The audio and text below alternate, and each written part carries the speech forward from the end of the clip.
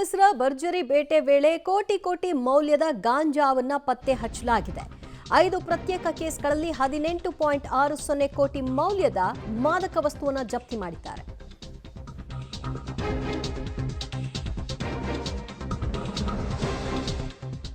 ಬೆಂಗಳೂರು ಪೊಲೀಸರು ಭರ್ಜರಿ ಕಾರ್ಯಾಚರಣೆಯನ್ನು ಮುಂದುವರೆಸಿದ್ದಾರೆ. ಕೋಟಿ ಕೋಟಿ ಮೌಲ್ಯದ ಗಾಂಜಾವನ್ನ ಸೀಸ್ ಮಾಡಲಾಗಿದೆ. 5 ಪ್ರತ್ಯೇಕ ಪ್ರಕರಣಗಳಲ್ಲಿ 18.60 ಕೋಟಿ ಮೌಲ್ಯದ ಮಾದಕ ವಸ್ತು ಜಪ್ತಿಯಾಗಿದೆ.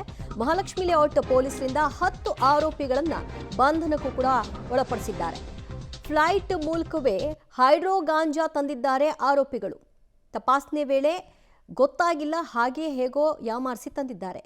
ಬ್ಯಾಂಕಾಕ್ನಿಂದ ರಾಜ್ಯಕ್ಕೆ ಬಂದಿದ್ದಂತಹ ಆರೋಪಿಗಳ ಸಮೇತ ಇದೀಗ ಕೋಟಿ ಕೋಟಿ ಮೌಲ್ಯದ ಮಾದಕ ವಸ್ತುವನ್ನು ಜಪ್ತಿ ಮಾಡುವಂತಹ ಕೆಲಸವನ್ನು ಮಾಡಲಾಗಿದೆ.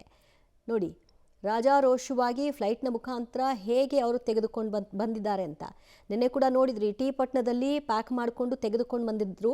ಸೊ ಅನಂತರದಲ್ಲಿ ಕಾರ್ಯಾಚರಣೆ ನಡೆಸಿದ ಪೊಲೀಸರಿಗೆ ಅದಷ್ಟು ಕೂಡ ಲಭ್ಯವಾಗಿತ್ತು.